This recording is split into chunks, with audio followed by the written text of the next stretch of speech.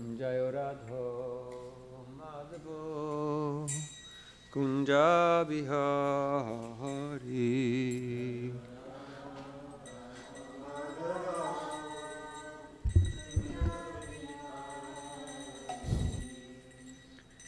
Gopidana Vallabha Girivaradari.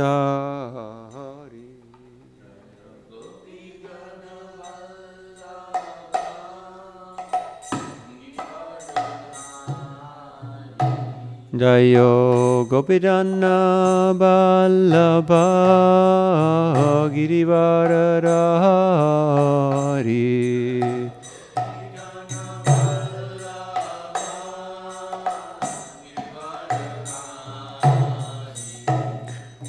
Yasodhanandana Bradadana Ranjana.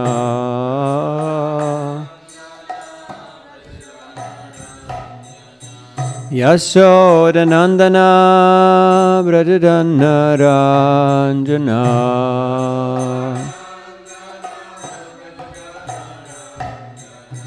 Yamuna Tira Banachari.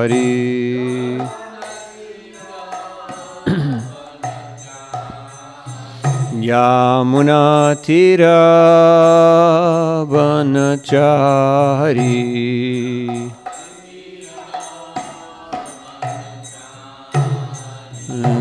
Jayo Radha Madhava Kunja Bihari.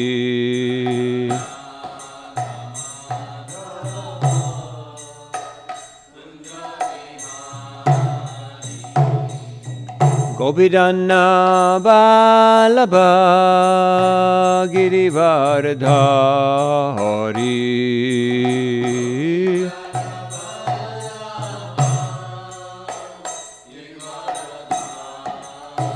Yasodhanandana Bradadana Ranjana.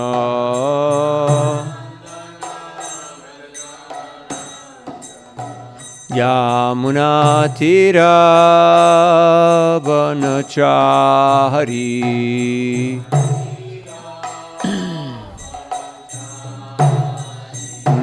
Jayo Radha Madhava Kunja Bihari.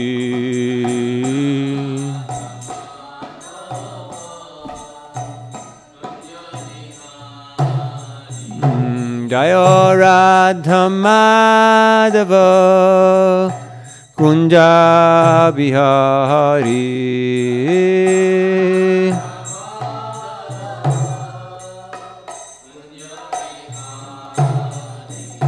Hare Krishna, Hare Krishna, Krishna Krishna, Hare Hare, Hare Rama, Hare Rama, Rama Rama, Hare Hare.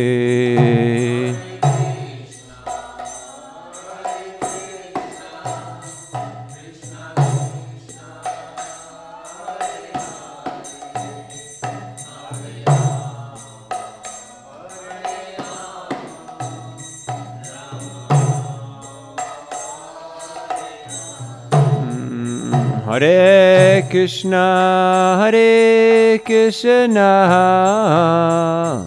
Krishna Krishna, Hare Hare, Hare Rama, Hare Rama, Rama Rama, Hare Hare.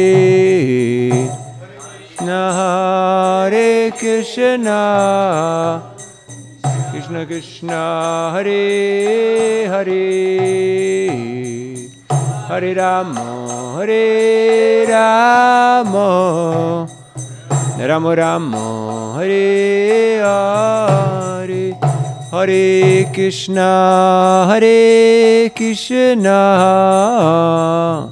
Krishna Krishna, Hare Hare, Hare Rama, Hare Rama, Ramo Ramo Hare Hare Krishna Hare Krishna Krishna Krishna Hare Hare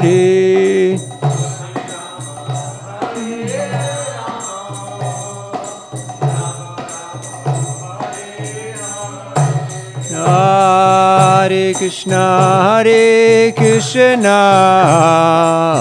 Krishna Krishna Hare Hare Hare Rama Rama Rama Hare Hare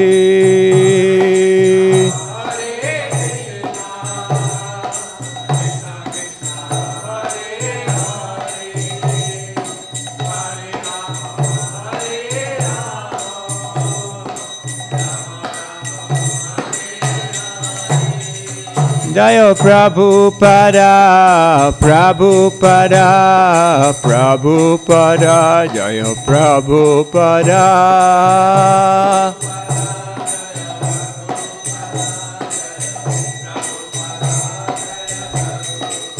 Gurudev, Gurudev, Gurudev, Jayo Jai, Gurudev.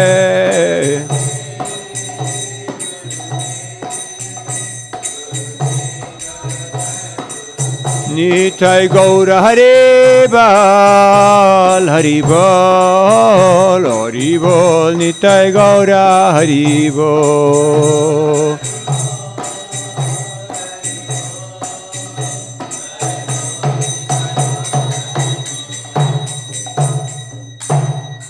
Nitai Gaura Premanandi.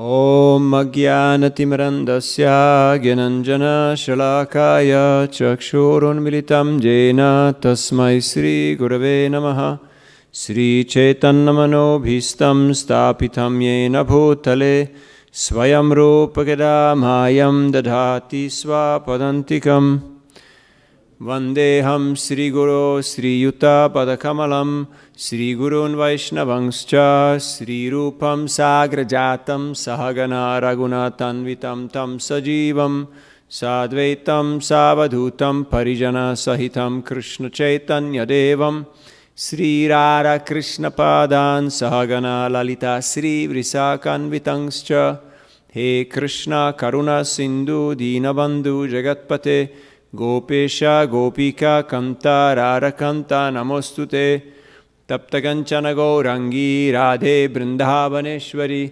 Vrishabhanusute Devi Pranamami Haripriye Vanchakalpa Tarubhyascha Kripa Sindubhya Evacha Patitanam Pavanebhyo Vaishnavebhyo Namo Namaha Jayasi Krishna Chaitanya Prabhu Nityananda Sri Advaita Gadadhar Srivasari Gaura Bhakta Vrinda Hare Krishna Krishna Krishna Hare Hare Hare Rama Rama Rama Hare Hare Mukam Karoti Vachalam Pangum Langayate Girim Yat Kripadam Aham Vande Sri Guru Dinataranam Paramananda Madhavam Sri Chaitanya Ishvaram Hare Krishna. So, welcome dear devotees, and here at ISV, ISKCON of Silicon Valley, and also our online audience. Today we will speak about a topic, life after initiation, which is what our presentation was at the ILS ISKCON Leadership Sangha in Mayapur this spring. And for this purpose, we will start with reading Srimad Bhagavatam 11th Canto, 3rd chapter, text 21, 11.3.21.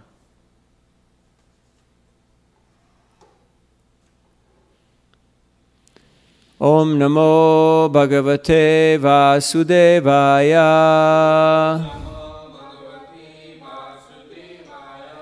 Om Namo Bhagavate Vasudevaya.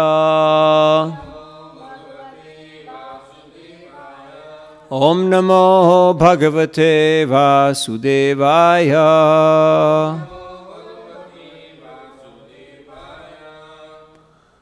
Tasmad Gurum Prapadyeta Jigyasu Shreya Uttamam Shabde Pare Cha Nishnatam Brahmani Upashamasrayam. बोलिए.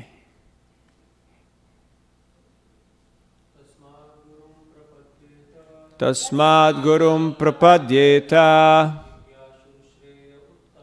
जिज्ञासु श्रेय उत्तमम्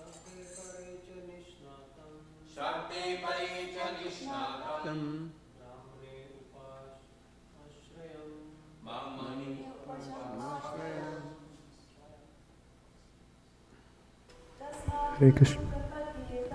तस्माद् गुरुं प्रपद्येत Shreya Uttamam जिज्ञासु श्रेय उत्तमम् Shabde Pare Cha Nishnatam शब्दे परे च निष्णातम् Brahmane Upasham Ashrayam ब्रह्मणि उपाश्रमाश्रयम् तस्मात् therefore gurum, a spiritual master, prapadyeta, one should take shelter of, jigyasu, being inquisitive, shreya uttamam, about the highest good, shabde, in the Vedas, pare, in the Supreme, cha, and nishnatam, perfectly knowledgeable, brahmani, in these two aspects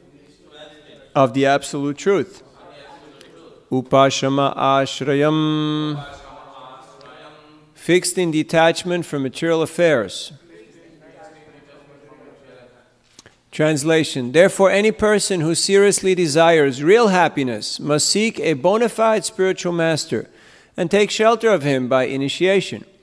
The qualification of the bona fide guru is that he has realized the conclusions of the scriptures by deliberation and is able to convince others of these conclusions. Such great personalities who have taken shelter of the Supreme Godhead leave aside all material considerations. Leaving aside all material considerations should be understood to be bona fide spiritual masters. Purport. According to Sheila Swami, the word Shabde refers to the Vedic literature and Pare refers to the Supreme Personality of Godhead. The bona fide spiritual master must be Nishnatam, deeply experienced in authorized Vedic literatures and in practical understanding of the Supreme Personality of Godhead. Without scriptural knowledge and practical realization of the Personality of Godhead, a so-called guru will be unable to dissipate the doubts of his disciples, and therefore unable to execute the function of bringing the sincere student back home, back to Godhead.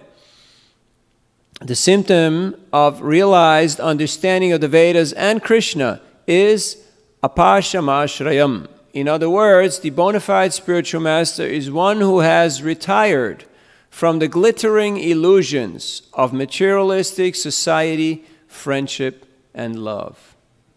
Hare Krishna. So it's a very long purport, which you can read later on. We are using this verse as a starting point for the topic at hand, which is life after initiation. Some people may question, is there a life after initiation? Or is it all over?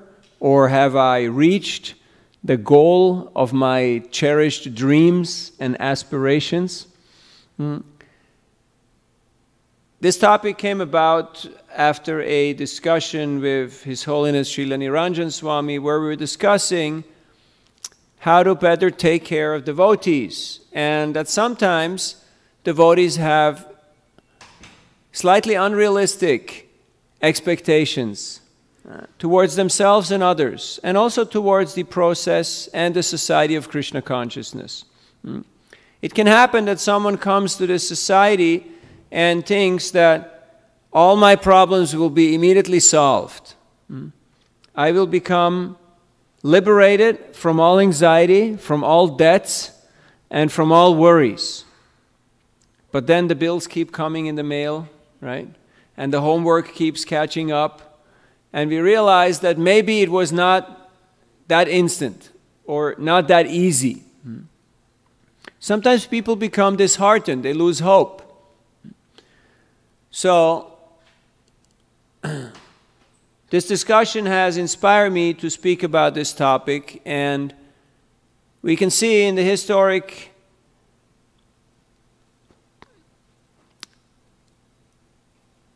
past of this movement, there has been many who thought that initiation was the goal. And as soon as they got initiation, they walked out, practically speaking. Some the very same day that they got initiated, they walked out. Because they thought, ho gaya, job complete, right? It's time now, I can head out to do other things. Because I've already achieved the goal. I'm a member now, I got name, I have guru, I'm admitted, I'm a card-carrying member of this club. So now it's been accomplished. Is there a way of how to mute the... Thank you. So, unrealistic expectation towards oneself and others is the fastest way towards utter frustration in life. People think that all my problems will be solved because I have pushed a button. No, it's not like that. Problems continue to find us. In the same way, as people think that this institution will solve all my problems, people think, oh, if I just get married, then all my problems will be solved, right? Right, wrong, yes. Yeah? So many other problems will show up. So, the Shastra urges us to have a very realistic outlook on life. Not to wear rose-colored glasses. When we read the Shastra, we get a very clear, a very sober understanding of what is what. And therefore it is important that we daily read Srimad Bhagavatam. Nityam Bhagavata Sevaya. It means continuously and it also means daily. Because even if we miss one day, have you noticed how sometimes illusion tends to creep in a little bit? Just one day that we don't read Shastra, we start feeling, hey, yeah, actually, life is good, you know? Things are not that bad. It might be raining a little cold outside right now, but I got some food in the fridge, some gas in the tank. I'm ahead of the game. So, that is a very dangerous mindset, a very dangerous mentality, because as soon as we become a little bit overconfident, then what happens? Maya strikes. We know in the 6th canto, the whole lineup to the Vritrasura story is because Indra started feeling a little cocky. He started feeling a little overconfident. And then, one morning, as any other morning, he was in his court, in his assembly hall, being glorified and worshipped. There was dancers, there was singers, there was girls, there was all kinds of people who were giving him all types of respect and service. And his guru walked in. And he thinks, yeah, Brihaspati is here, you know. Big deal. Gurudev, you know, he's here. He comes every day. I mean, I'm actually the man who's running this show. He just happens to also, he's part of the entourage, you know. He's part of the team, but actually, it's about me. So he did not offer any acknowledgement, any words, any expression of respect. And Brihaspati, understanding the mindset of his disciple, he vanished. And that was the beginning of a lot of trouble. Not just for Indra, but for all the demigods. Just because of some corrupted mentality. So, and that can happen to any one of us, because we are all the kings of our little castle, of our little domain that we have our little workplace. Of course, now we have heard there's no more workplaces, there's just stations, right? You have to move around, which might be a good thing to try to keep people a little detached. Formerly, people used to have their own offices with a door that they can lock, and workstations. And now they keep on moving them. So we're moving towards more detached environment. But still, this mentality can creep in, that we may think this is my space. In fact, it's, the company, my space. My storage, my home, my town, my nation, my this, my that. That's a very common understanding, but a devotee understands, Nirmama, nothing is mine. I'm simply here for a short time, and I've been gifted these wonderful opportunities that I can avail of myself, but I cannot take them for granted. So, initiation, to initiate means to begin. It is not the end, it is the beginning of something. Like when you start a race, you've been given a number, they take your name down, and then it's not that it's over once you got your number and you start at it's the beginning, then you have to go and do the race. Otherwise, we will miss the point. So, sometimes we see when this understanding is not very much clear, people feel, yes, I'm a devotee, I'm part of this institution, but what does it mean, practically speaking? If my guru is not here, will I show up? Is my guru not here? Or is he always here? That is the question that we should ask ourselves. Srila Prabhupada said, my Gurudev has left this world many, many decades ago, but there is not a moment where I do not feel his presence, that he's right next to me, watching over me, guiding me, directing me. So, we should never think, oh, this is outside of the purview. Now sadhana is done, now comes my time, my space. As soon as that mentality creeps in, it becomes very dangerous. In the same way, when we join and we take initiation, there's not only guru, after a while we realize they're also god brothers and god sisters. There's like a whole family of people. And they're all senior practically, because I just came yesterday. So I have to learn how to interact with them. And what is the best way of interacting? Well, respect, appreciation, service attitude. That always helps. And there are different personalities, there are different characters that we have to appreciate. Otherwise, we will stay in Neophyte mentality. Kaneesha Akari, what is his mindset?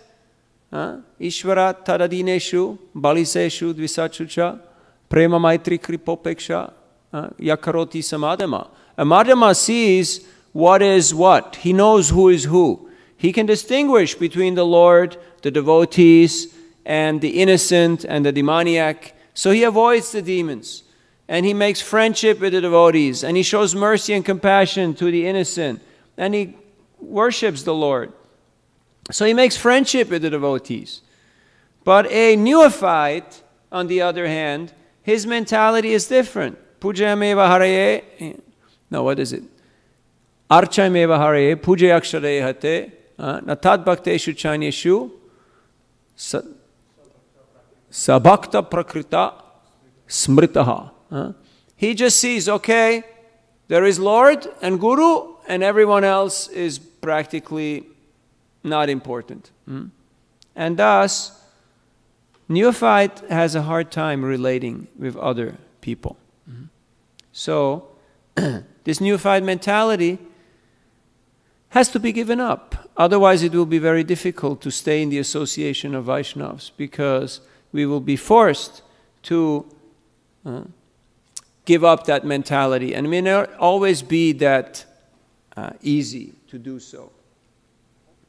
We may have unrealistic expectation towards Guru. We may think, why is Guru not always looking at me, not always patting me on the head, not always spending time with me, coming to my home and doing the things that I want him to do?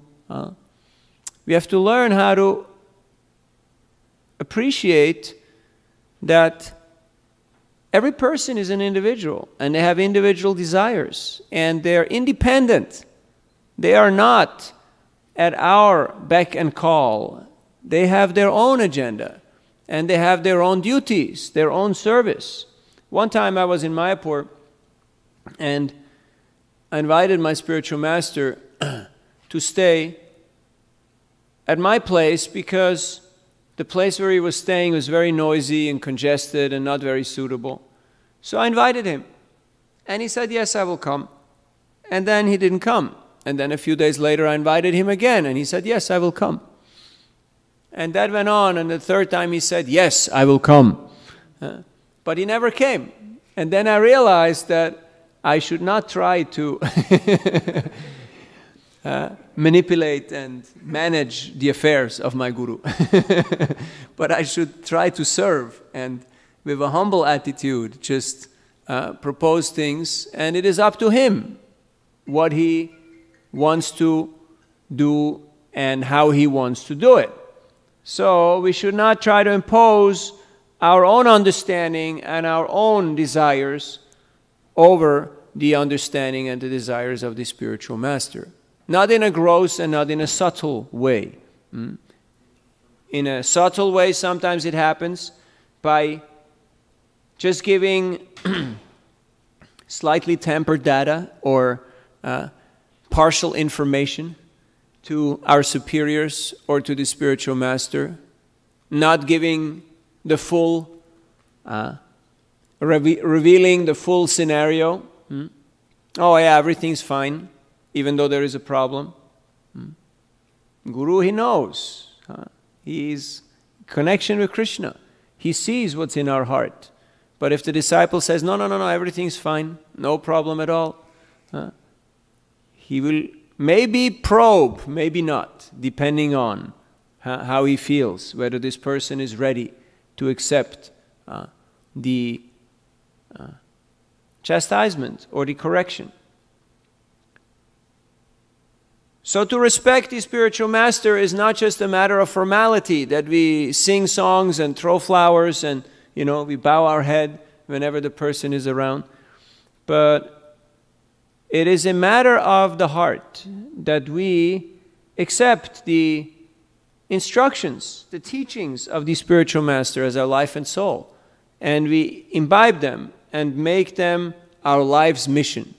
Srila Prabhupada said in his own life scenario that I met my spiritual master, and immediately upon our first meeting he gave me my lifetime instruction. You should preach this Krishna consciousness movement all over the world in the English-speaking language. This will be good for you and this will be good for others. But he said at that moment I was not capable of taking it up because I was a newly married man, I had a son, I was in business, so I thought, let me become wealthy and then I will spread Krishna consciousness. And after some time, when Krishna took away the business and the family, then he said, now I can take up this mission wholeheartedly. But I've never given it up. It was always there in my heart.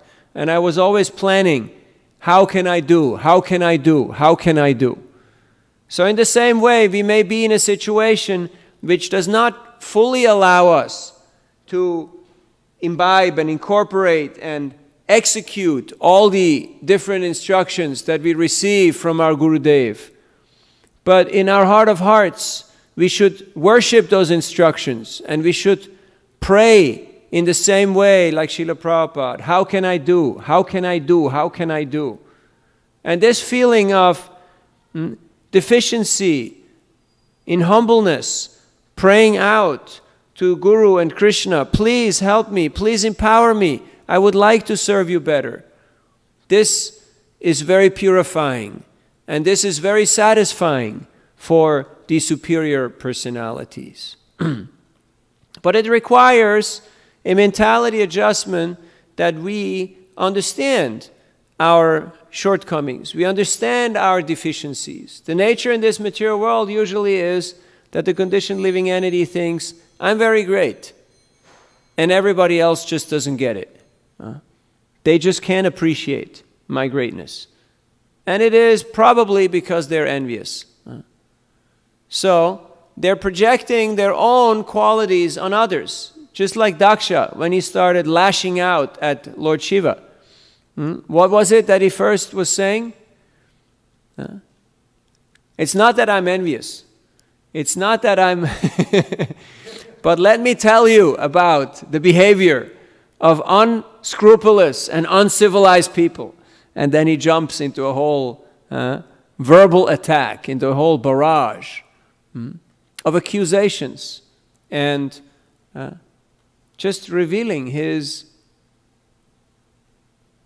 corrupted mindset.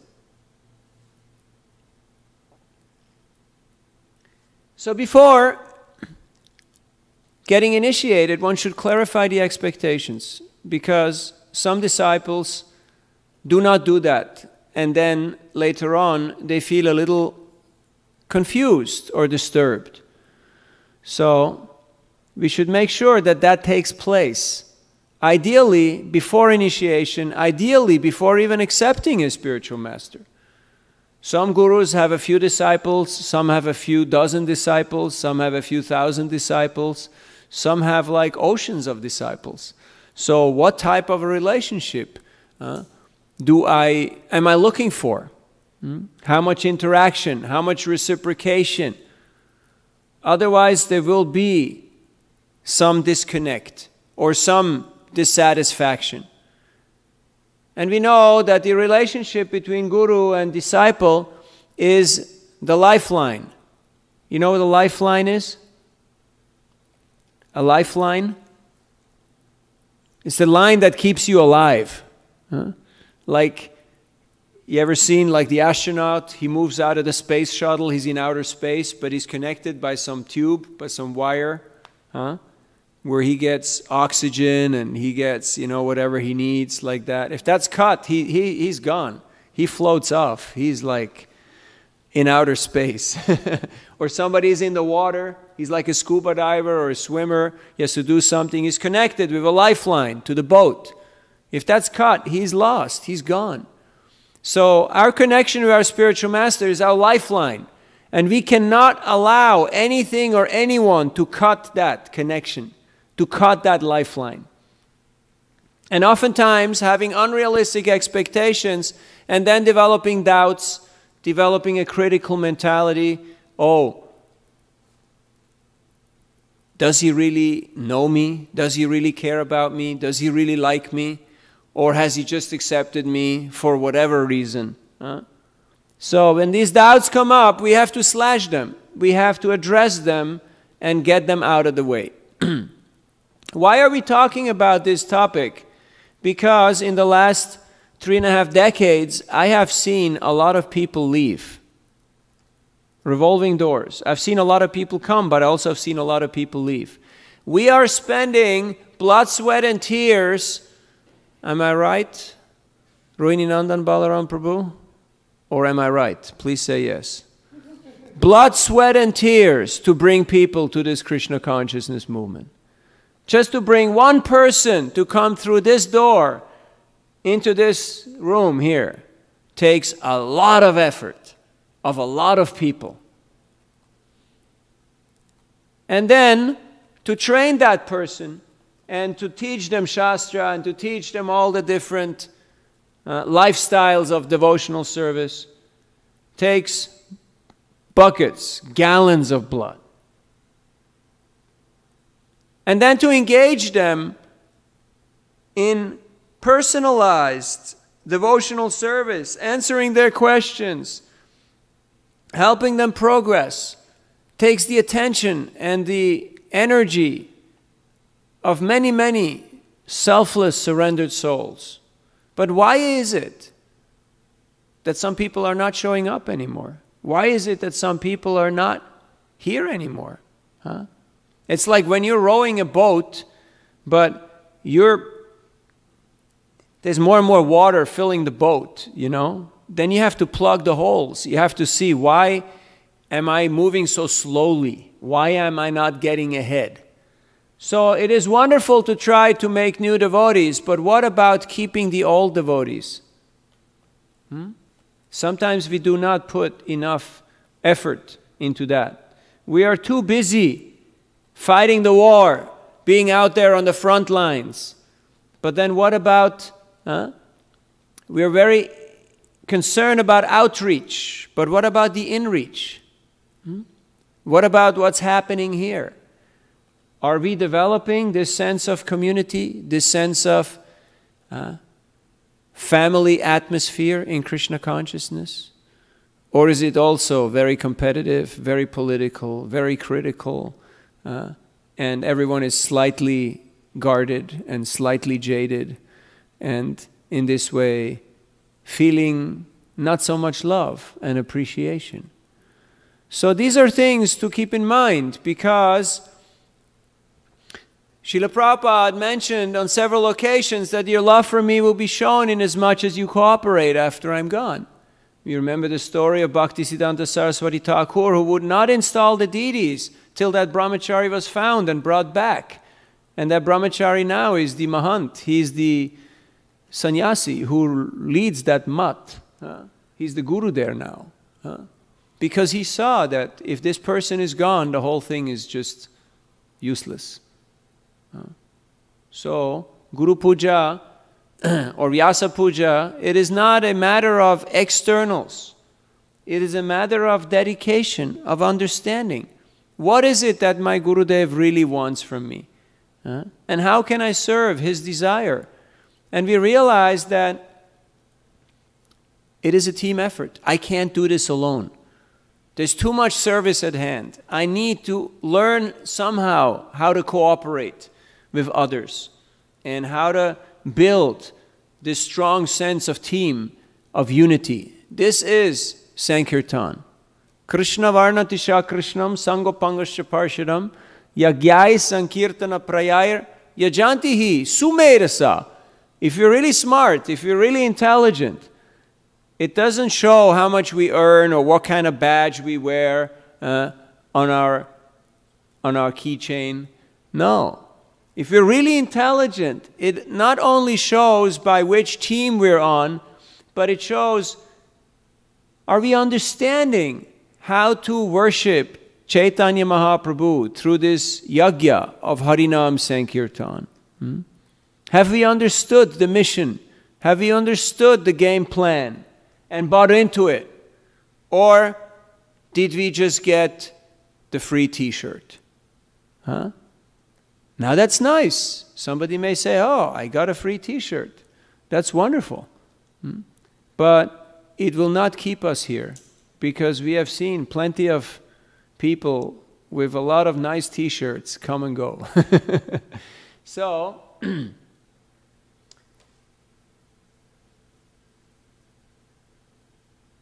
sometimes there is competition and jealousy amongst God brothers.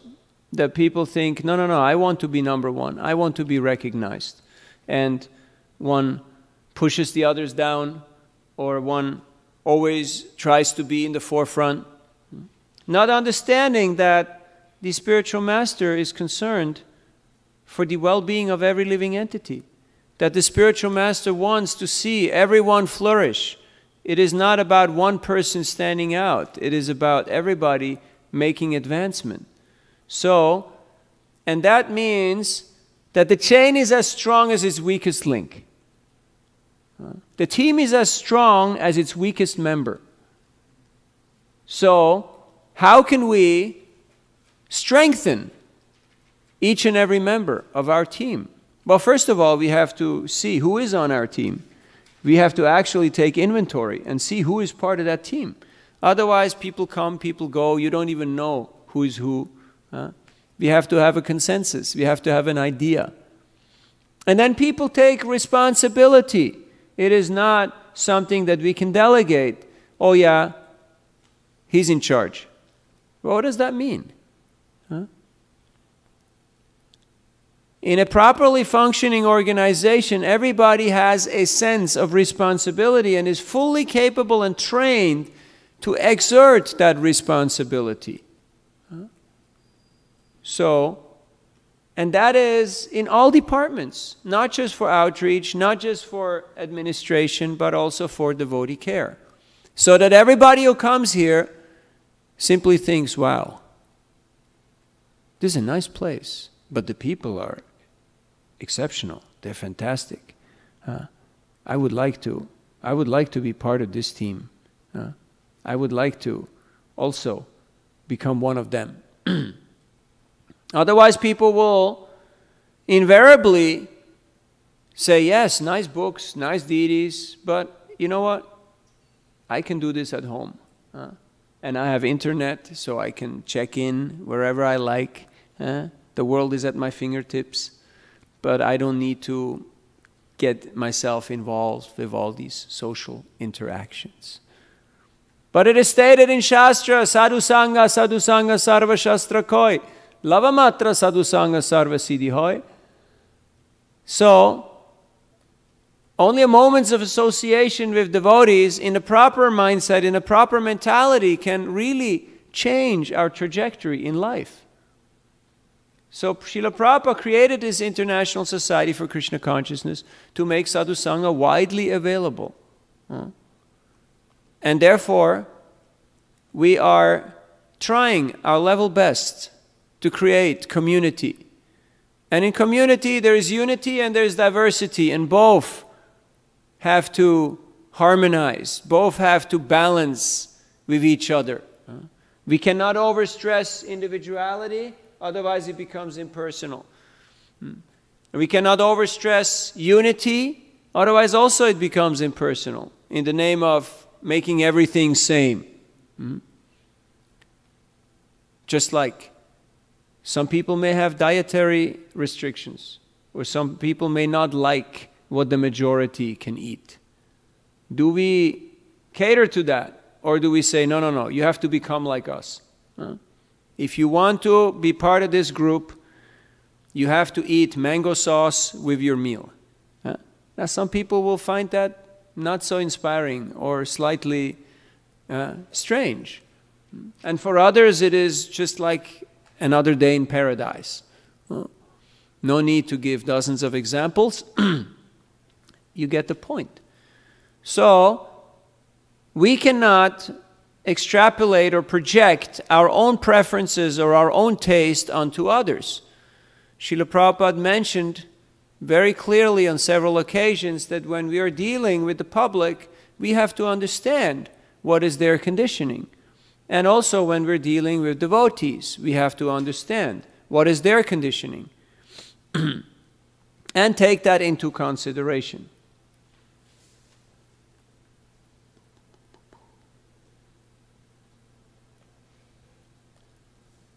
So how does balance our enthusiasm and temper it? Because sometimes we may become a little over-enthusiastic and we may think, yes, it's me, and push everybody else aside. And we have all tried to some extent, but then it doesn't really feel that ecstatic. Even when you're in the front jumping and you're getting the maha and you're getting the garland and this and that, but then it's like, okay, how many people did I have to step on to get that? There's a saying like, how big and how bad do you have to become before you can do the good work?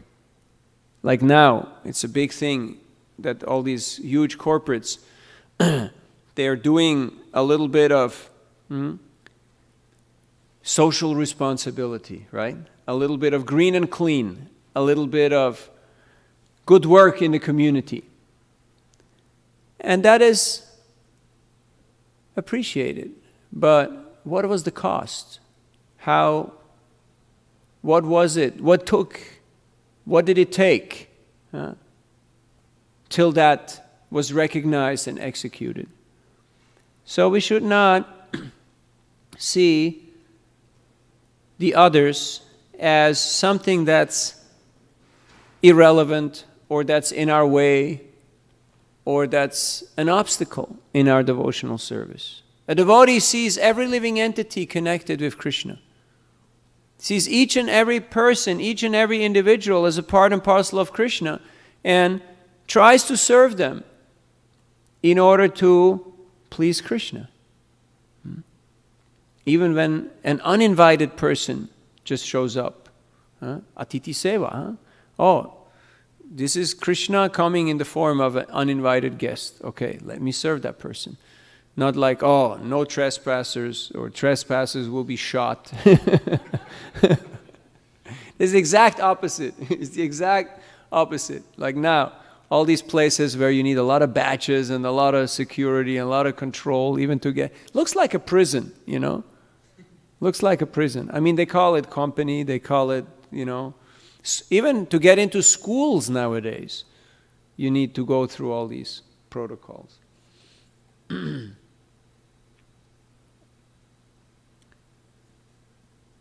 Any reflections or questions at this point?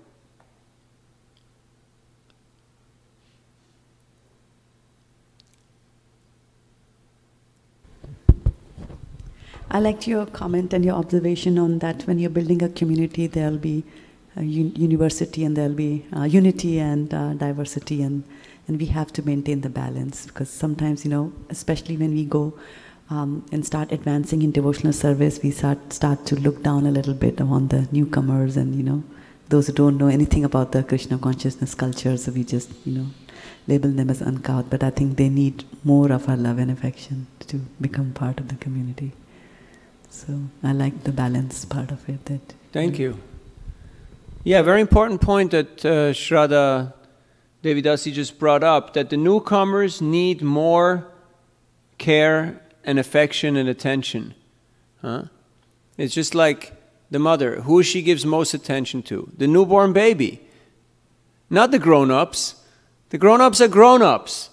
Like, you're grown-up. You know this stuff. It's the newborn which gets the most attention. Is that a problem? Should that make us feel insecure if we're grown-ups? No. When we were the newborn, we got all the love and all the attention and all the affection. Sometimes people don't realize that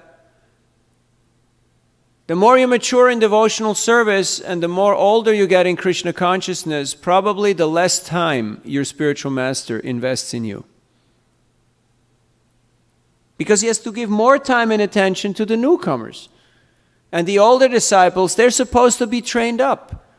And they're supposed to listen to the instructions. They don't need to be sitting on the lap and being pampered and being caressed and being, you know, continuously entertained. So, as a homework for all of us, I would like to humbly ask you, make a list of 5 or 7 devotees that you know that are not showing up for whatever reasons, and reach out to them. Don't ask them, how many rounds do you chant? How many girlfriends do you have? When did you smoke ganja the last time? Or when did you go to temple last time? No. Don't go to their house and look what's in their fridge.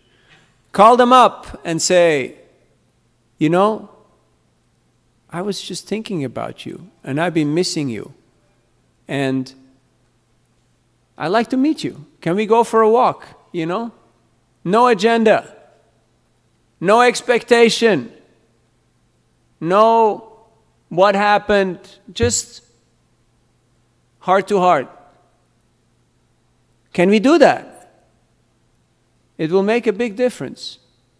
It will make a big difference. Because that person will see, and you will see when you meet them, Krishna is still God. Prabhupada is still their teacher. They have the books. Many of them are following. But they just don't feel the love. They don't feel like, is there anybody who cares about me? Is there anybody who actually pays attention whether I'm here or not? Is there anybody who likes me? It's all about personal relationships. Yes, people can watch and listen online and do all the other things online, but at some point in time you have to go and meet a person, you know, like this multidimensional thing called a human being. Huh? You can't just, you know, push a button and it goes away. You know, it's there and it looks at you and it says, hey, how have you been? How are you doing? Is there anything I can help to make your life better? That's why we need the association of devotees. So, and this is not a chore. It's not just a mind exercise. It's not something that we delegate. It's something that each and every devotee should feel very strongly about. Because that's how Gurudev feels. That's how Prabhupada feels. Otherwise, it's like all of a sudden, some people are gone. Some people, it's like they got hijacked. They got kidnapped. It's very traumatic. I've talked to spiritual masters who some of their disciples just cut themselves off and floated out into outer space. And it's very painful.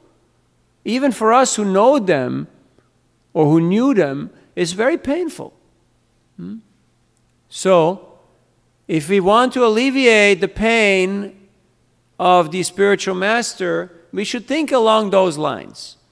How can we make everyone feel welcome, appreciated, and part of the team? And once they're part of the team, yes, naturally they will want to do service. Naturally they will want to contribute. But first that feeling has to be there. This is my team. This is my Sangha. This is my mission.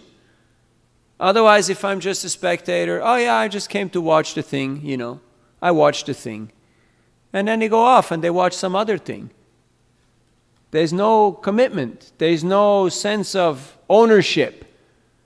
But you see how people go nuts, how they go bonkers when they feel like, this is my team. And I'm going to be there rooting for my team. And they'll move heaven and hell in order to participate in all the programs of their team and to see their team in victory and in defeat.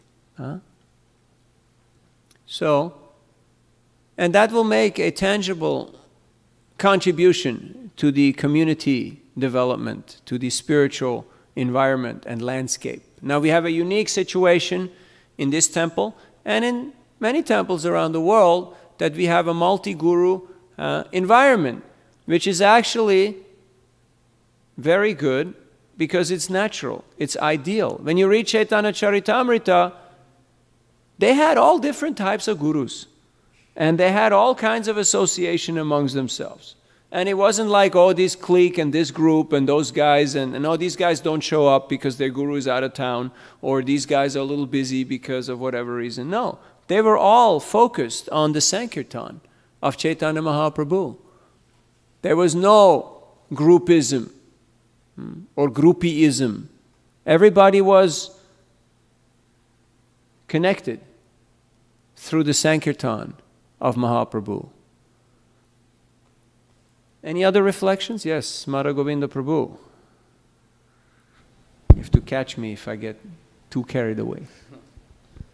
I had a question with respect to the same thing that you were saying about unity and diversity. So what's the balance between the both? Sometimes it's a point of where you want to do the things where it's an individual thing and sometimes a team effort. So where do you understand that, where do we know that, okay, this has to be my thing and then there has to be Thank you for bringing up this important point, Mara Govinda Prabhu. It takes maturity.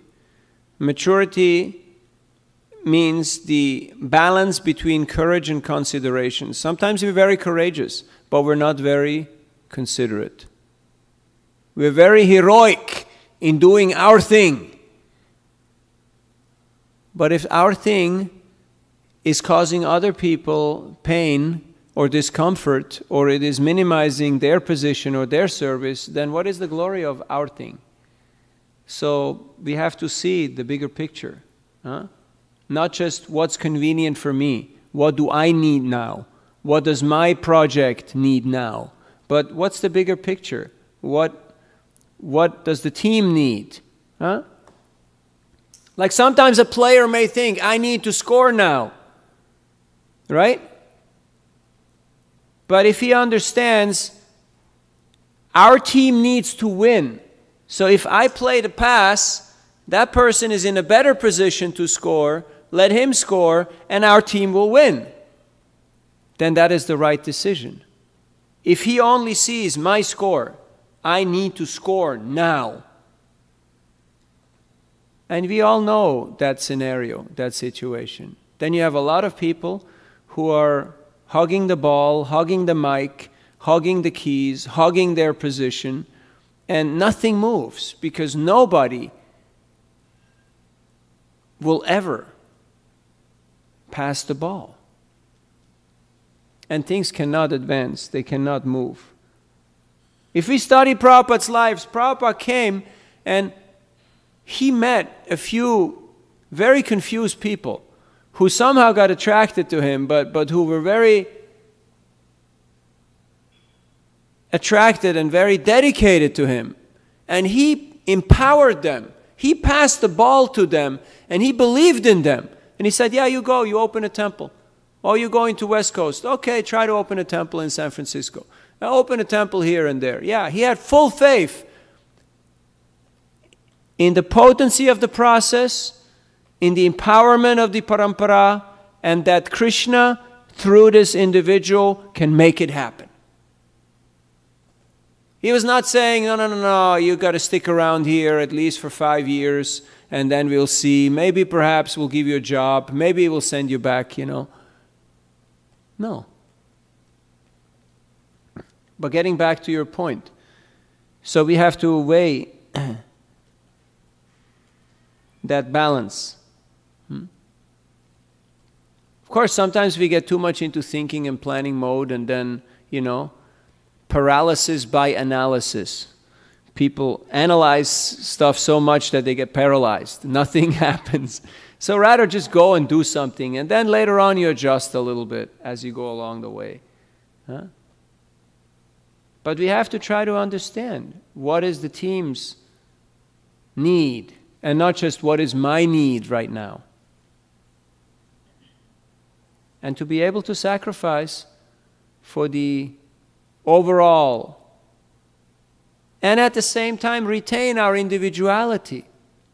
Just like when the devotees went to Bhakti Rakshak Sridhar Maharaj, after Prabhupada had left, they went to him and they complained about the management and the institution and this and that and the other thing, and he was laughing and he was saying, Swamiji has given you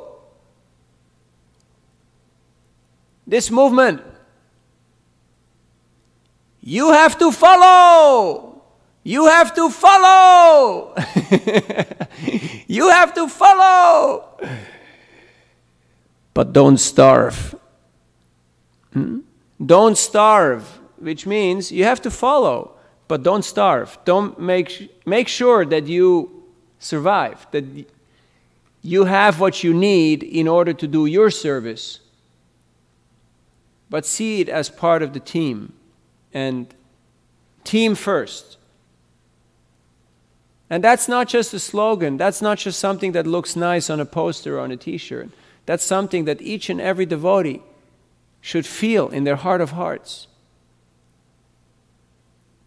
ISKCON team first, Mahaprabhu's Sankirtan team first. Not me, my interest, my goal, my guru, my little project.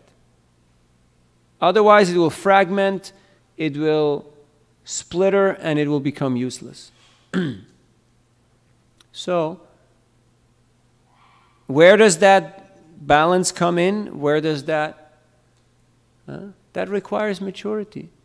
And maturity develops through practice, through intense prayer, through mercy, and also through the school of hard knocks, because we learn by mistakes.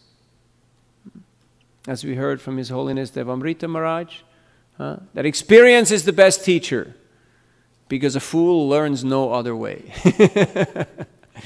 So, or we could read Shastra and just get it. Oh yeah, I understand. but because we're not there yet, so we have to go through all these experiential learning projects. Any other points related to this? Yes, Mukaravind Prabhu. Hare Krishna, Prabhu. Thank you so much for wonderful eye-opening class. And in the starting, you were mentioning that how expectation has to set properly. But in the due course of, like in lecture, that you mentioned that how the newborn baby example you give, that in the starting it might be that the mother takes care more, but then as we grow. So what my understanding that expectation is like a dynamic. It's not like a fixed thing. So I see that some devotee disciples, they can manage their expectation dynamically, but some might not have that dynamic to understand that how the like in management language we say the charter of our spiritual master is increasing, and he might be getting more and more services that he might not spend that time. So now whose responsibility that comes to understand expectation and adjust that expectation? And because now when you took initiation, you were not knowing that your spiritual master will grow so height that he might not have much time now. Yes, so it's a maturing process. Thank you for bringing it up. Initially we may think, it's me and my guru, and the two of us, we will happily live ever after. And then the sun sets and guru is gone, and you're like stuck somewhere on an island or in the desert of California, and you scratch your head. Now what? Okay. Some work to do, some bills to pay. Yeah? So, of course, we should always feel like a dependent child, but that doesn't mean that we should behave like that. So there's nothing wrong in having this need. I need, not that we become callous. Oh yeah, Gurudev. Yeah? No, it's okay. I'm a mature disciple. I don't have to overexert or show too much enthusiasm. No. We want the Sangha, we want the service, we want the mercy, but we also understand the difference between Vani and Vapu. It's not just about being around the physical form and who is able to do the personal service to the physical form, but Vani Seva. Am I listening my Guru Maharaj's instructions daily? Am I remembering them? Am I helping others to remember them? So the child that starts taking care of other children is very much appreciated by the parent. In this way, one guru can manage thousands of disciples. One teacher in Gurukul can manage hundreds and hundreds of students because the senior students are taking care of the junior students in a very loving, in a very affectionate, and in a very caring way.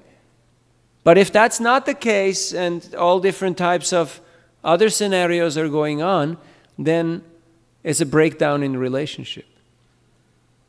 So it really means for us to grow up in our understanding what is my position, what is my role, and what pleases Guru.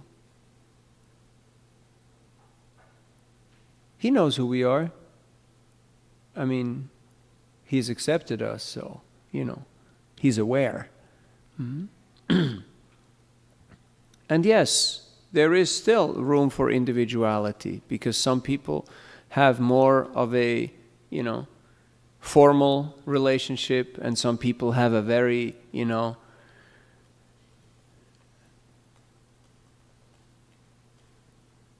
I don't want to say personal, but a very, there's just different types of relationships. There's different types of course we know the only rasa that's there is dasya ras, is your servant, but it's not that everything is stereotype and everything is the same. So there is room for individuality. But when we see that the individuality gets into the way of the service, then we may have to tone it down. We may have to let it go. Like sometimes we see that our uniqueness, our individuality is getting in the way of our practicing Krishna consciousness. That sometimes people are like, I can't eat all these things and I can't do all these things and everything's too difficult. You know, they're very seriously compromised in their ability to practice bhakti. But we should also not try to expect everybody to do the same thing.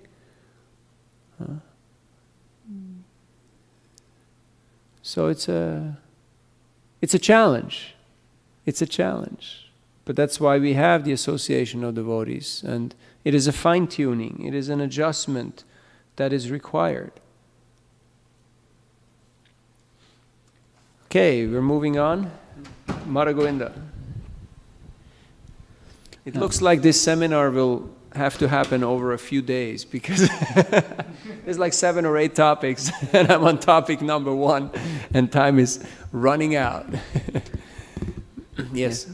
I was just thinking, what should be the what's the balance between having the association of spiritual master physically and service to him in terms of following his instructions? Now, some spiritual masters may not be so often that they're around and they're here once in a while or whenever. So, how do we balance having the association with serving his instructions? Thank you. As I mentioned earlier, Vani is always available and it is always appreciated. We should never feel that we are separated from our spiritual masters. We should always study and imbibe his instructions and read Prabhupada's books and hear Prabhupada's lectures. And when Divapu is there, it is appreciated. Prabhupada saw his spiritual master maybe a dozen times. And that's over many, many decades. Was there a problem? No, there was no problem. Most of the stories that we hear from the Bhagavatam, these disciples saw their Gurudev once, maybe twice in their life. And that's it. Message was given, message was received, and things went on. It wasn't like, okay, checking back periodically. Nowadays we are a little pampered because of technology and because of the ability to travel. But then we may also take things for granted. So we should not take it for granted and we should not demand it. Oh, my Guru has not come this year. Why is he not coming? Doesn't he understand that we have some needs here? That is a very immature, a very foolish type of a mindset that can easily creep in. Oh, why there's no new pictures on the social media? Is he not doing his job? Or who is not doing their job? There's a disease called affluenza. When a person has too much stuff, they have too much things, then they get this entitlement mentality that somebody owes me because I'm a devotee, or I'm a senior devotee, or I'm a whatever. We should guard very carefully against this mentality, against this mindset. Otherwise, even then when Gurudev is there, we will not be able to fully take advantage. Because we will not be able to Tasmat Gurum Prapadyeta Jigyesu Shreya Uttamam Shabde Parechanishnata. We have to inquire submissively. And we have to have the right kind of attitude and mindset. Otherwise it will bypass us. We may be there and we may see the sights and the externals, but we will not be able to connect to the message, to the core of the Guru's instruction. Which is what? Be Krishna conscious, spread Krishna consciousness, be blissful in your practice, and always remember Krishna and never forget him. So, our false ego will get in the way.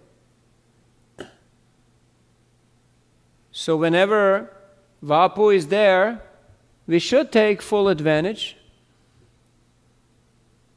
But we should know that Vani is always available and is always appreciable. Because even sometimes Vapu is there, but Guru may not look at you, he may not talk to you, or you may feel like this is not for me. He's talking to all these other people. This is not for me now. He's talking to all the neophytes. So even though Vapu is there, but because our attitude may not be right, so we may not be able to catch the ball. Because in order to catch the ball, you have to be ready. And you have to have the right mindset. Otherwise, even if it hits you and bounces off your head, you can't catch the ball. You don't get the point. Because you think this is for somebody else. He's talking now to somebody else. He's not talking to me. Have we ever thought like that? It can happen. It can happen. But a person who is humble, who is eager, always thinks, this is for me. Guru is saying this for me. I need to hear this.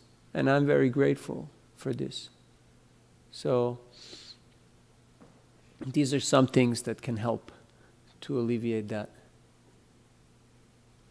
And also sometimes service in separation, that we just, it's a very good, sobering phase of life to serve Guru in separation.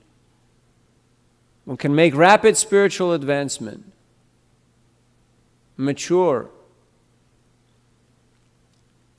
Because sometimes when we're in the association of Guru or senior devotees, we may start to feel like, hey, yeah, it's happening, like, I'm doing it.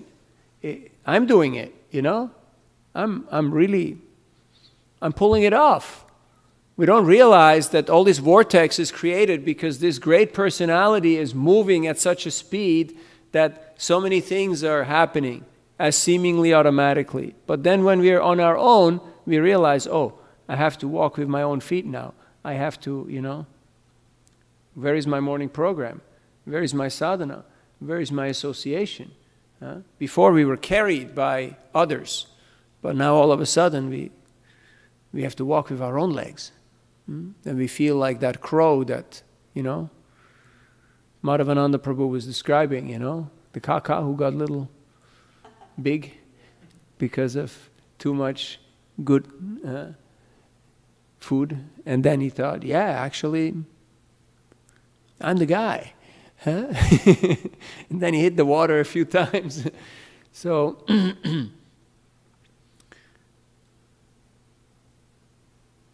we should always aspire, but we should not take it for granted. And when it doesn't happen, for whatever reason, we should not become discouraged. I have seen people who said, yeah, Gurudev has not shown up for a couple of years. I don't know if he really cares about us, He's don't see that. How can you possibly be on 7 continents and be everything for everybody at all times? It's not humanly possible. Only Krishna can do that. So unless we connect people with Krishna and with the system, with the process of Krishna consciousness, where they are absorbing themselves in hearing and chanting, they're absorbing themselves in the practice, they will fall away. If people only have some sentimental affection and connection with Guru and the Krishna consciousness movement, on some superficial, oh yeah, there's a few overlapping interests. There's a few things I like that he also happens to like. So I think we like each other because, but then if that's not there, then it's not a very strong connection. But the lifeline is when we feel fully connected in our heart of hearts, when we feel captured by the affection and care of the spiritual master that is coming from Krishna. He's the embodiment, he's the manifestation. Gurudev, Kripa Binda Dio, Koro e Dase, Trina Pekayati Dina. If we are aware of this, then we will always feel connected and very protected. Other points? Yes.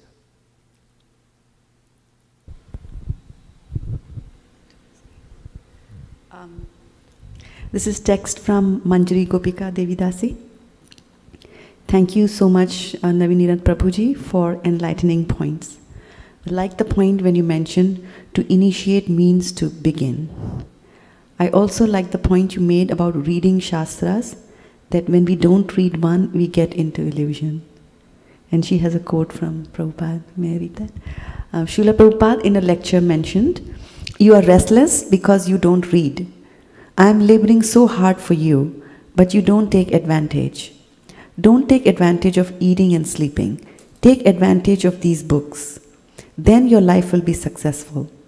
My duty, I have given you so valuable things, day and night trying to convince you, each word for word. And if you don't take advantage of this, then what can I do for you?" Hare Krishna. Thank you.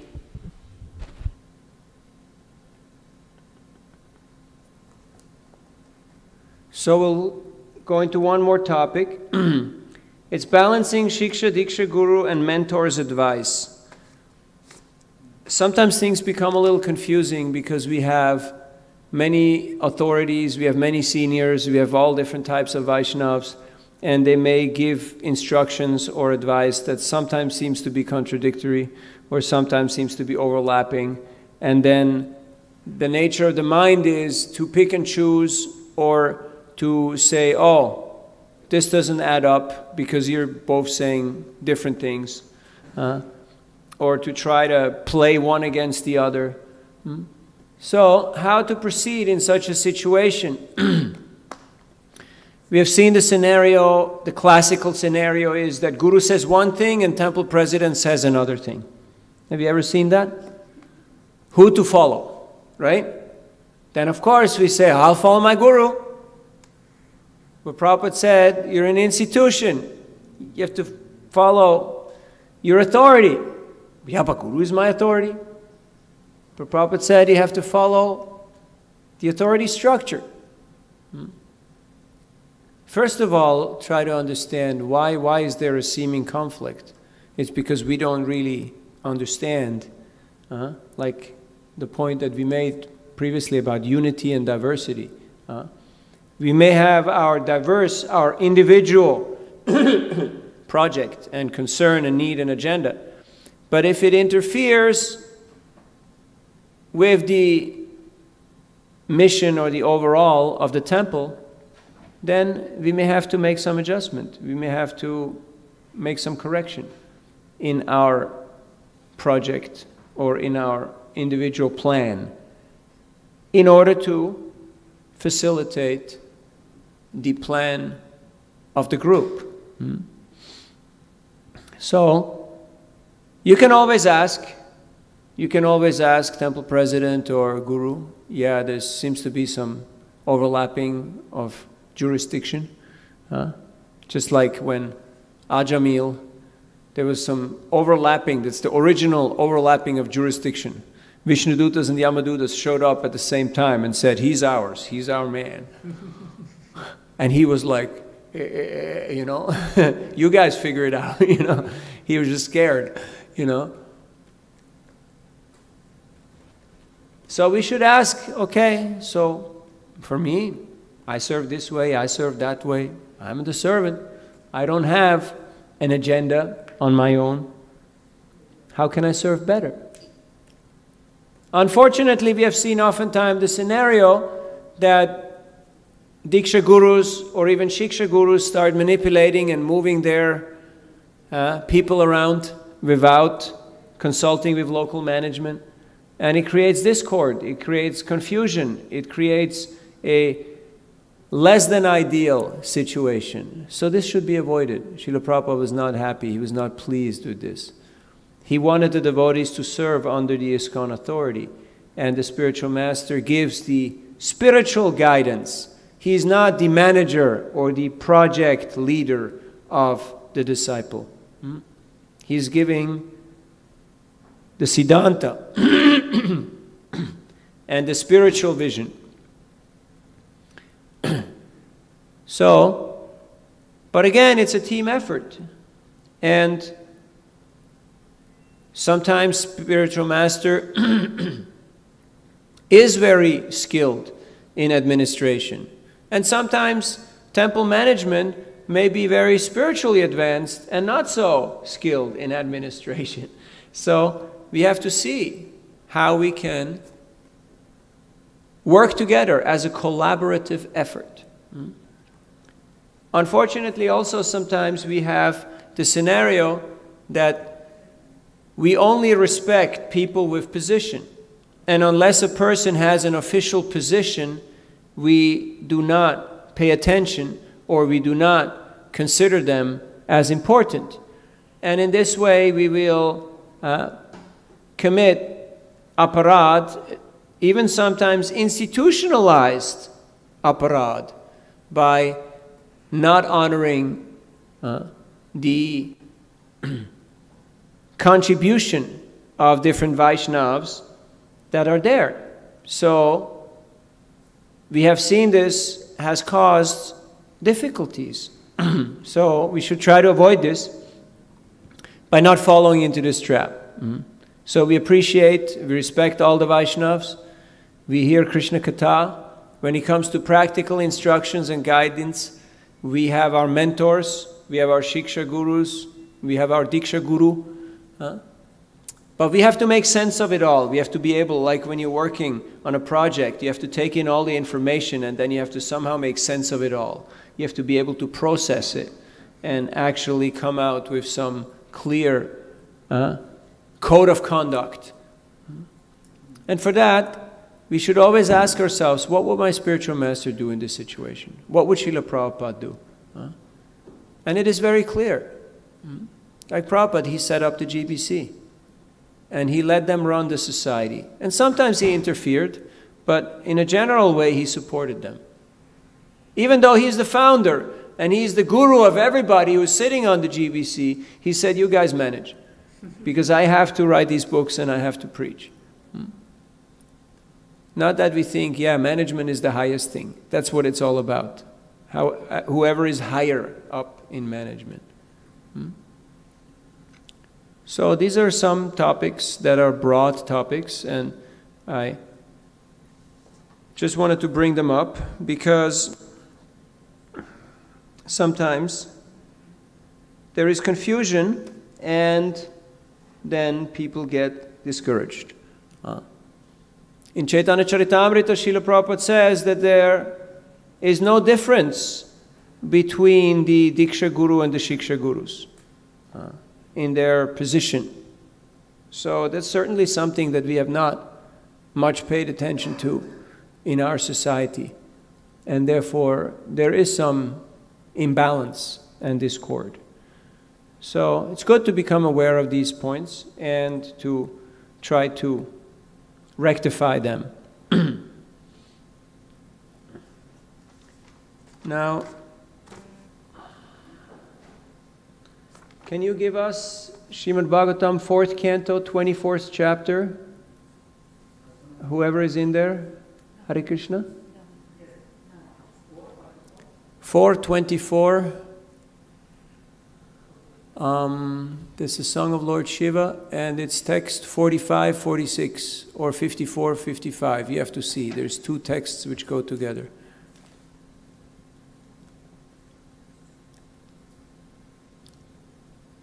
It's a double verse. 44, 45.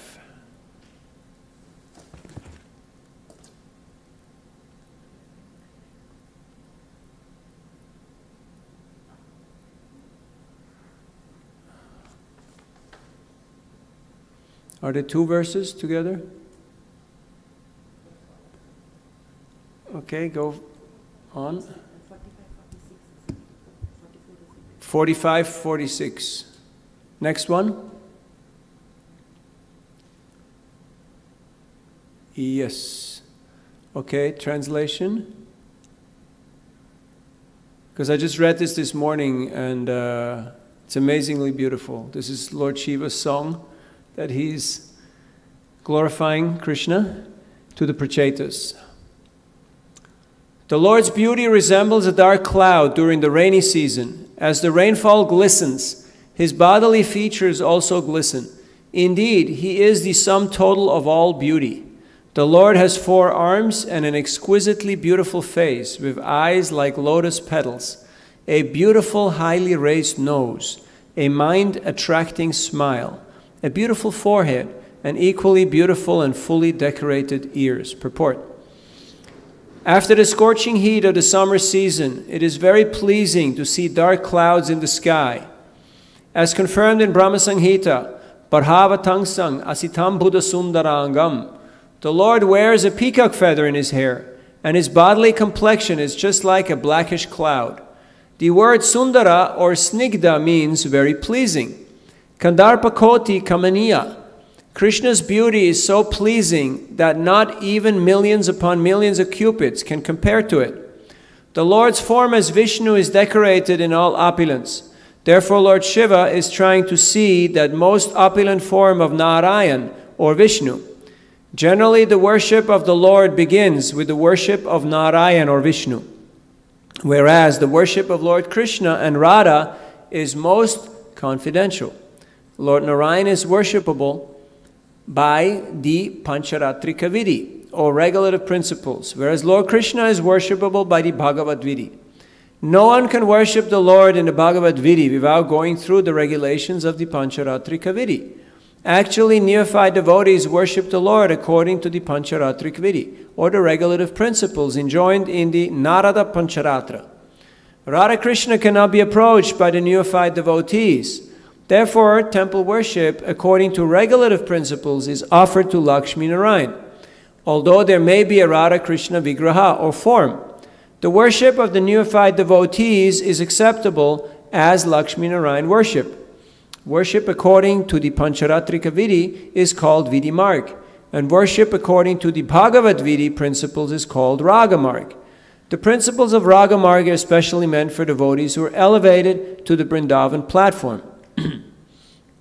The inhabitants of Vrindavan, the gopis, Madhya Yasoda, Nanda Maharaj, the cowboys, the cows, and everyone else are actually on the Raga Marg or Bhagavad Marg platform. They participate in 5 basic rasas, Dasya, Sakya, Vatsalya, Madhurya, and Shanta. It's funny how Prabhupada puts Shanta at the end. But although these 5 rasas are found in the Bhagavad Marg is especially meant for Vatsalya and Madhurya, or parental and conjugal relationships. Yet there is the Vipralamba Sakya, the higher fraternal worship of the Lord, especially enjoyed by the cowherd boys. Although there is friendship between Krishna and the cowherd boys, this friendship is different from the Ishvara friendship between Krishna and Arjuna. When Arjuna saw the Vishwarup, the gigantic universal form of the Lord, he was afraid for having treated Krishna as an ordinary friend. Therefore he begged Krishna's pardon. However, the cowherd boys who are friends of Krishna in Vrindavan sometimes ride on the shoulders of Krishna. They treat Krishna equally, just as they treat one another, and they are never afraid of him, nor do they ever beg his pardon. Thus, in the Raga Marg or Bhagavad Marg, friendship exists on a higher platform with Krishna, namely the platform of Vishramba, friendship. Parental friendship, parental service, and conjugal service are visible in the Vrindavan Raga Marg relationships. Without serving Krishna according to the Vidhi Marg regulative principles of the Pancharatrika Vidhi, unscrupulous persons want to jump immediately to the Raga Marga principles. Such persons are called Sahajiyas. There are also demons who enjoy depicting Krishna and his pastimes of the gopis, taking advantage of Krishna by their licentious character. These demons who print books and write lyrics on the raga marg principles are surely on the way to hell. Unfortunately, they lead others down with them. Devotees in Krishna consciousness should be very careful to avoid such demons. One should strictly follow the Vidhi Marg regulative principles in the worship of Lakshmi Narayan. Although the Lord is present in the temple as Radha Krishna includes Lakshmi Narayan. Therefore, when one worships the Lord according to the regulative principles, the Lord accepts the service in the role of Lakshmi Narayan. In the Nectar Devotion, full instructions are given about the Vidhi Marg worship of Radha Krishna or Lakshmi Narayan. Although there are 64 kinds of offenses one can commit in Vidhi Marg worship, in Raga Marg worship there is no consideration of such offenses, because the devotees on that platform are very much elevated, and there is no question of offense. But if we do not follow the regulative principles on the Vidhi Marg platform and keep our eyes trained to spot offenses, we will not make progress. So just some reflection before we carry on with the purport. I was just thinking how it relates to what we just discussed in class with the relationship between the disciple and the spiritual master. That initially the mood is very much of Aishwarya, it's very much of awe and reverence. But then, after some time, because of practice, some familiarity may come in, but they may also breed contempt. That one becomes a little overfamiliar or negligent in one's relationship with the spiritual master. So in order to guard against that, we have to always remember, okay, spiritual master may be very friendly with me, but that doesn't mean that I should take this for granted, or that I think now, oh yeah, you know, we're hanging out, you know, we're just talking about stuff. We should understand that, like Arjuna, when he was with Krishna, he was, you know, realizing that Krishna has, out of his own kindness and mercy, taken an inferior role even by being my chariot driver, being my messenger, doing so many things. But he is the Supreme Lord. So, of course, Krishna and the spiritual master, they will enjoy in having more friendly and more intimate type of relationship with their servants. That is natural. That is natural. That is the nature of rasa. That is the nature of affection. But we cannot demand it. We cannot expect it. And it's important to remind ourselves so that we do not overstep that line. Otherwise, we will again fall into that sahajiya category of, yeah, everyone is in the same, we're all walking on the same ground, we're all sitting on the same asana, so everyone's the same. But it's not the case. In his description of Krishna's beauty, Lord Shiva uses the words Charvayata Chatur Bahu Sujata Ruchiranam, indicating the beautiful four-armed form of Narayan or Vishnu. Those who worship Lord Krishna describe him as Sujata Ruchiranam. In the Vishnu Tattva, there are hundreds and thousands and millions of forms of the Supreme Lord. But of all these forms, the form of Krishna is the most beautiful.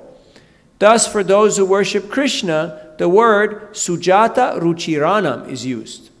The four arms of Lord Vishnu have different purposes. The hands holding a lotus flower and conchal are meant for the devotees, whereas the other two hands holding a disc and mace or club are meant for the demons. Actually, all of the Lord's arms are auspicious, whether they are holding conchals and flowers or clubs and discs. The demons killed by Lord Vishnu's chakra, disc, and club are elevated to the spiritual world, just like the devotees who are protected by the hands holding the lotus flower and conchal. However, the demons who are elevated to the spiritual world are situated in the impersonal Brahman effulgence, whereas the devotees are allowed to enter into the Vaikuntha planets. Those who are devotees of Lord Krishna are immediately elevated to the Goloka Vrindavan planet. The Lord's beauty is compared to rainfall, because when the rain falls in the rainy season, it becomes more and more pleasing to the people. After the scorching heat of the summer season, the people enjoy the rainy season very much. Indeed, they even come out of their doors in the villages and enjoy the rainfall directly. Thus the Lord's bodily features are compared to the clouds and the rainy season.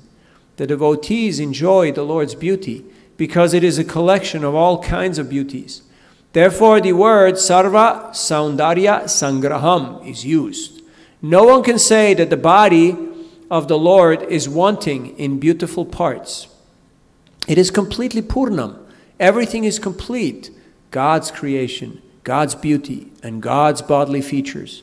All these are so complete that all one's desires can become fully satisfied when one sees the beauty of the Lord. The word Sarva Saundarya indicates that there are different types of beauties in the material and spiritual worlds, and that the Lord contains all of them.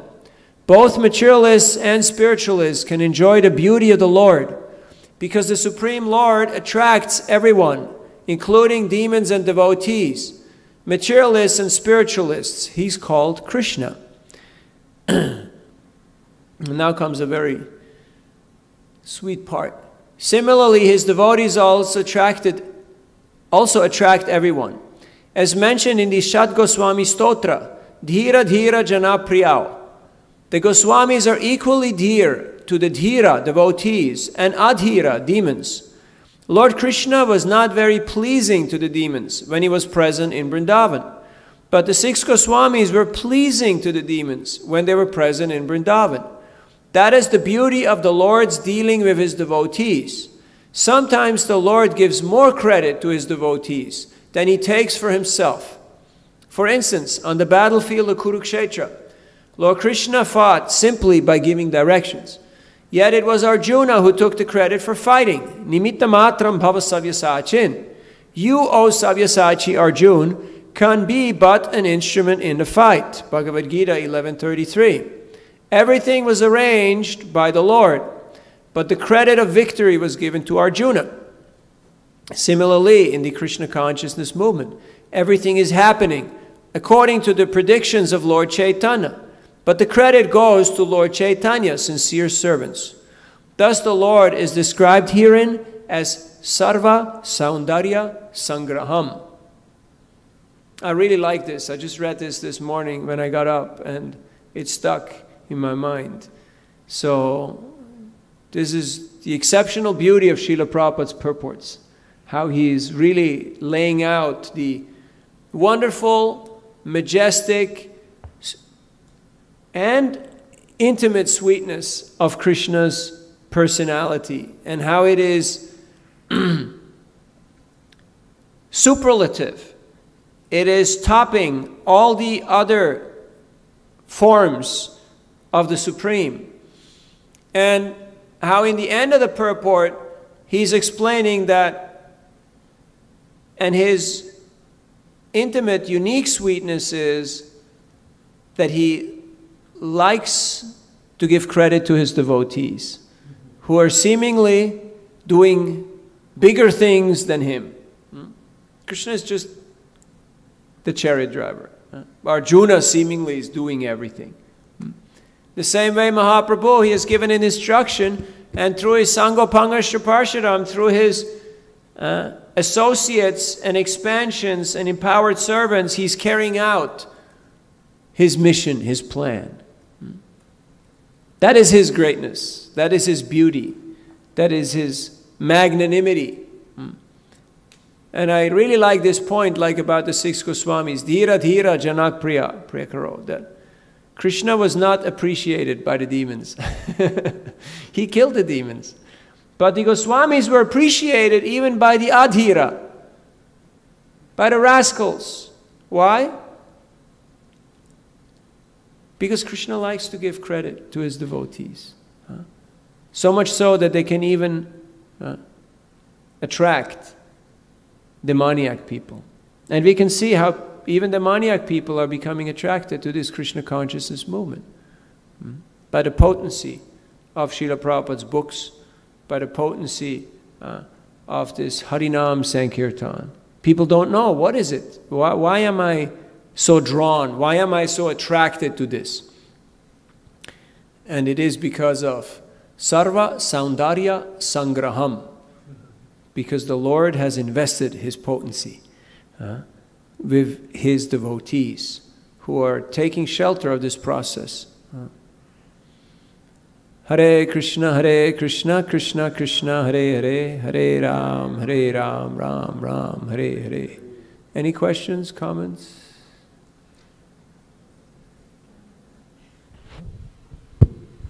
I was thinking about when you mentioned that the Lord's devotees attract everybody. We were just reading yesterday about Dhruv Maharaj's pastime. When he comes back from the forest to his home, even his stepmother was, attracted towards him, the one who had initially banished him. So, because he had done so much of penances and he had grown up in his devotional service. So, and then also my Guru Maharaj says that devotees are so nice that you can eat them. Like that's the ultimate attraction. Yeah, and it's something very remarkable that sometimes, his stepmother was not appreciative of him, but when he became a devotee, she was attracted. So there was a change in mentality, a change in heart, because Dhruva had undergone this transformation. He came in touch with the Lord and the Lord's potency. She was not seeing him anymore as a competitor.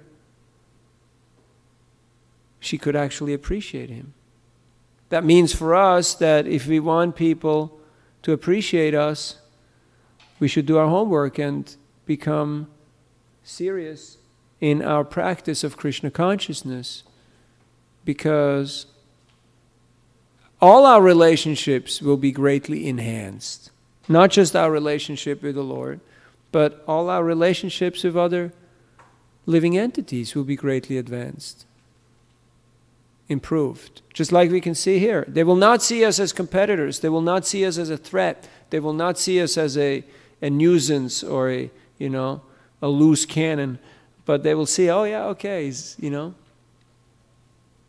Like I'm distributing books in Market and Powell, and there's all kinds of cops, undercover and in uniform and different security personnel.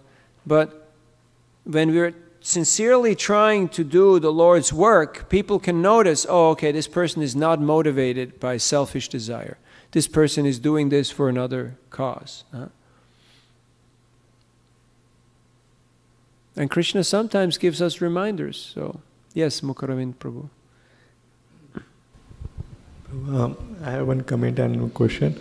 So, comment is that I think during discourse you are discussing about how maturity is the one thing that is the solution. Not solution, like that is we have to get. And in the same section of Dhruv Maharaj, when Dhruv Maharaj sees the Lord Prishnigarbha and then he asks his prayer. So one of his famous prayer, he asked the association of devotee, and then one of the senior devotee was mentioning that in association of devotee we want to see Krishna, and when he saw the Krishna, he's asking the association of devotee. So in the purport, Prabhupada mentioned that how we become mature only by the association of devotee. We become mature in devotional service by association of devotee. So that phrase caught my attention a lot, that really we can still go on devotional service without devotee or may not, but if we really want to become mature, we have to come in association, and that helps us to mature in our devotional service. And the question is that, Prabhu, you in the starting you are mentioning that once you ask your spiritual master to come and he can come to your stay with the apartment, but what is the wrong thing in that? Like, it's natural that you ask, but you are mentioning that it's not good to. No, we can ask, and we can propose service, but if Guru does not comply or he does not avail of that opportunity, it is his prerogative. He has his reasons, like he wants to stay in a different place which is more practical for him, or it's a better example for others, or he wants to teach us a lesson. you know, whatever, probably all the three. It's a combination of different reasons. It's not up to me to second guess. So we should not pester or, you know, bully or try to coerce our guru into doing things that we want him to do. Even in the name of service. Oh, you have to do this now. Then he's like, really? I have to do this now? Are you sure I have to do this? Like, if you say so, but, you know, what happened to free will? So we should always we can offer. And especially when you offer something 3 times, then you can see that maybe it's not required. Like we ask people, do you want this book? Do you really want it? Come on, try it. But if they say no, then, you know, we should not be attached. We should see, maybe my desire is not pure, maybe it's not meant to happen. And not be attached and carry on with devotional service, because sometimes we get stuck in a certain pattern and we think it has to work like this because I've already figured it out and I've made this whole grand plan and arrangement. And then we're very surprised when we see that Guru is not complying, he's not moving along with that. Actually, I remembered the same thing. Once I asked my spiritual master that, like, how to draw that boundary that sometimes so many people want to invite you in your house and then do some programs or like so many requests of like Annaprashan, this, that. So where is the boundary? Sometimes some people are so much shy that they don't ask, and some people are too much expecting. So he told that we can always propose, but don't expect that your things will get fulfilled. And in your heart, you should know that it's his choice to accept or not. But your duty is to propose, but then detach with the whatever answer comes. Thank you for that point. Also, when we offer, by making that offering, it can be also accepted like that. It's not that Gurudev has to physically go to each and every house and you know, take part in all these functions. What about inviting other devotees?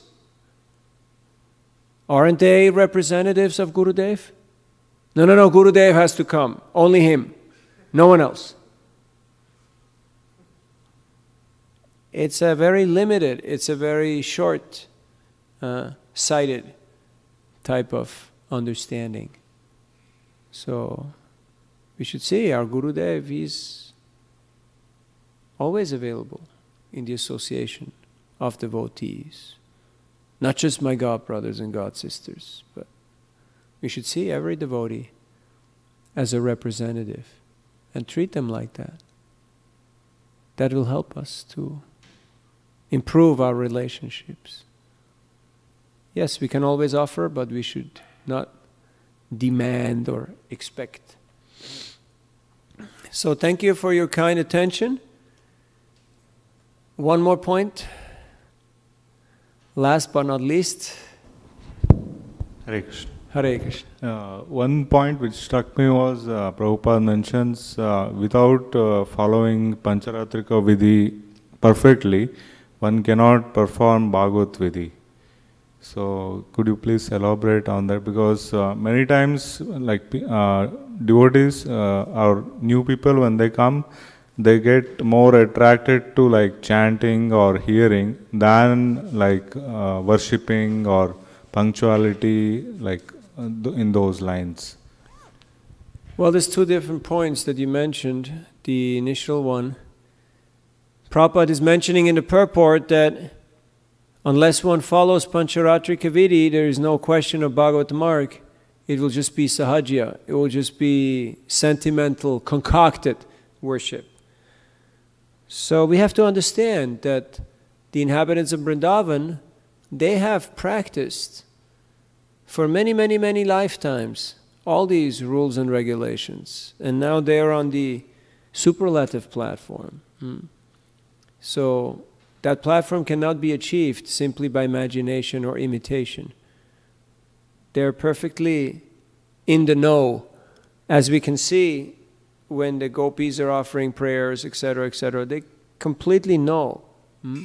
They may not follow all these rules and regulations because their spontaneous love and affection is so much stronger that it completely overshadows all perception of opulence and grandeur and greatness. And the other point that you mentioned, when newcomers come and they prefer just one of the 9 processes over the others, that is natural initially, and that has to be taken into consideration. Therefore, it's important to give them this experience of Krishna consciousness. And how will you get experience without practice? So whatever they like to do, we should encourage them in that. And any of the processes, any of the 9 processes are absolute and perfect. And then, as you mentioned, chanting, kirtan, prasad, hearing, this is easy. Then rules and regulations following, that may be a little more difficult. But gradually it will come over time and by good association. Prabhupada did not introduce the rules right away. He just said, here is Krishna, Then the no-nos came later on. And that's the policy in general. So we have to accept that. Who here was attracted initially? Who here joined because there was 4 rules? Is that the reason why you signed up? Okay, I really love, this no gambling, I really feel like, this is what this is me. No, it was something positive. It was something that attracted us. And then the other things, okay, It's not the main thing. It's important, but it's not the main thing. But how many times have we heard, witnessed, or may even have ourselves made the mistake of talking to a newcomer, and immediately 4 regulative principles, 16 rounds, get up at this time, do this, don't do that, etc., and the person is not that captivated or enthusiastic. So it's a gradual process. There's nothing wrong in meeting people where they're at and then taking them on the journey. Once there is love, there is affection, people are ready to do all kinds of sacrifices. You see these people, they get up early sometimes. I have a neighbor, before 5 o'clock, he jumps into his car and he drives to office. Every day. If there is no affection, why would he do that? But if there is affection, people are ready to do all kinds of things.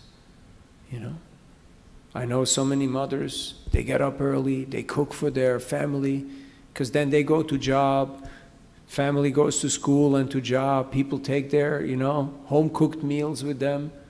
And they may have to chant later on or, but because there is love, there is affection. So, affection is what bridges the gap.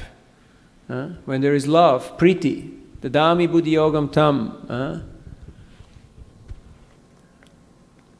How does it start? Tesham satyuktam pachtam priti purvakam dadami buddhi yogam tam yena mamupayanti te. If that affection is there, then it bridges all the gaps, all the seeming contradictions and overlapping jurisdictions, it becomes cleared out.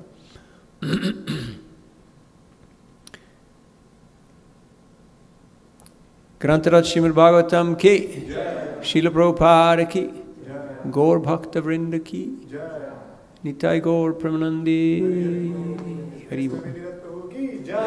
Hare Krishna.